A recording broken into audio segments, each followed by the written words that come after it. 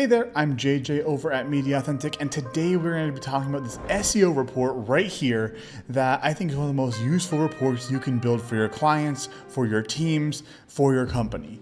All right, and if you want to check this out, the link is down below. You can join the waitlist. Just hit this Contact Us button, join the waitlist to get notified when you can get a copy of this report. But I'm going to show you right now how you can build this yourself. So what we're going to do is we're going to run into this report from the top. Okay. So the first thing you have is the inputs. So if you're not familiar with Looker Studio, you can actually have the data source connections. So what you have to do is first hop in here. I'm going to use lookerstudio.vip. If you have not downloaded the cheat sheet on newsletter, lookerstudio.vip/YouTube, go there. And here you go. So we have Looker Studio VIP. We're going to also have that for the domain here. So this is here. We selected that. It's pulling the data as we speak. Then we can add in our branded keywords. So for us, that is lookerstudio.vip. If you have others, just put a pipe in and you can say, maybe we have datastudio.vip as well. Okay, so now we have both of those. Now you can click through this. It will pull that data for you. It is super, super sweet. I'm not going to talk through every single chart here. I want to focus on this, okay? So this is something super excited that we've kind of just built out. So before I show you how to do it, I'm going to walk you through what it is. So here we have our average position, right? So moving north to south, we've got average position up here of 200. Down here of 1.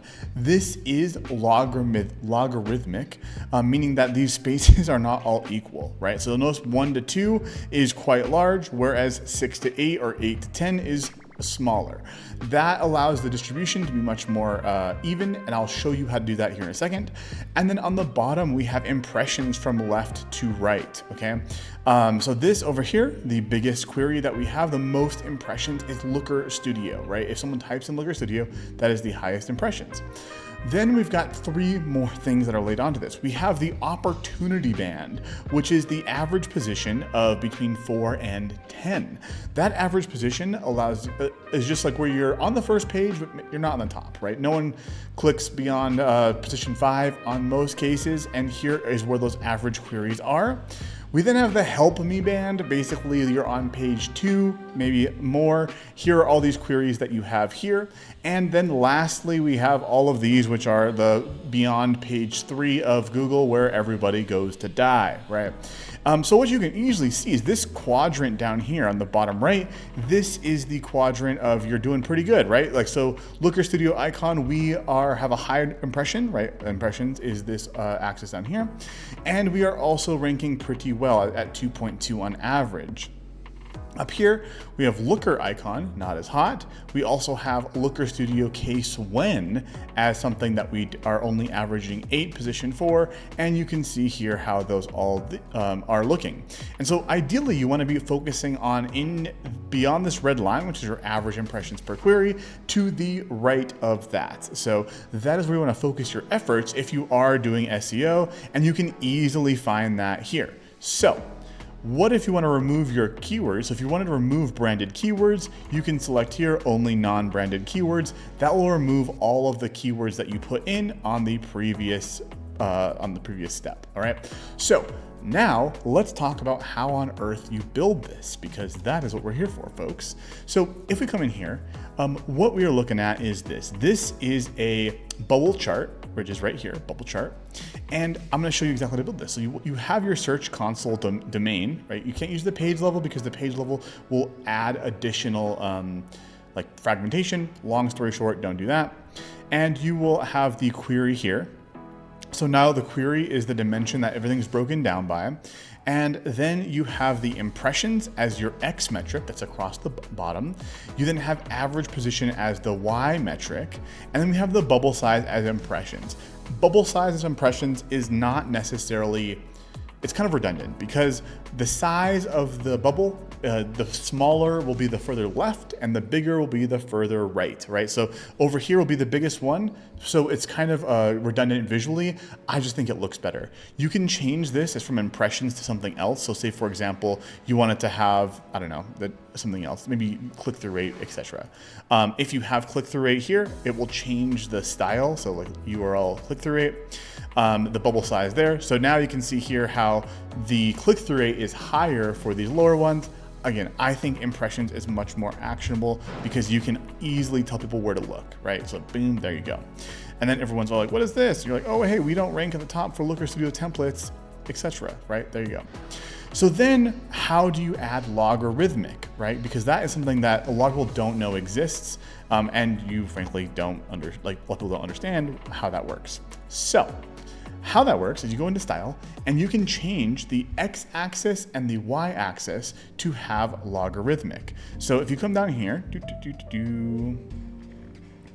under the left y-axis, you can show axis title, you can have a minimum and a maximum if you want to, and then here's log scale. So if I uncheck log scale, right, this is what that would look like. Everything is smashed over to the corner, but you can see here that the numbers are very much like they're equally spaced, right? 0, 10, 20, 30, 40, 50, 60, 70, 80, 90, 130, etc. But it's really hard to identify. Like, look, it's way over here. So if we add a log scale back to both of these, now you can see here how 0 to 50,000, but it's not equally spaced, right? If that was normal, the middle here would be 25,000, but it's not. And so that is where you can play with these log scales. You just want to make sure everyone understands how they're applied. When it comes to revenue, I would say log scale is not usually the best because people will automatically assume that it is linear, whereas logarithmic is not, okay? So that's the first thing. Once you have that set up, there you go. The second thing is these bands. This is a new feature added by Looker Studio in the past few months, depending when you're watching this. This is where you can actually add in new bands. So the first thing you have is reference lines. That is what is here, the average impressions per query. So if we come on up here, okay, there we go. So here is our reference line, right? I'm gonna show you exactly how this works. So this is a metric reference line. You can use a parameter, a constant value, or anything like that. So if you have a KPI of we don't attack any keywords that are less than this many impressions per query or something like that, you can use a parameter for that or a constant value, right? So you could do that. But we want to use a metric and have the average impressions be there. So here is the average number of impressions per query. So everything to the right is above average, everything to the left is below average. So if you want to focus on above average query volume, now we have average there. And as we change to different accounts, very evident for that to work, right? So if you have a bajillion impressions, if you're like a huge company, there you go to the right. If you're a smaller company, this will still be the average. Super helpful there.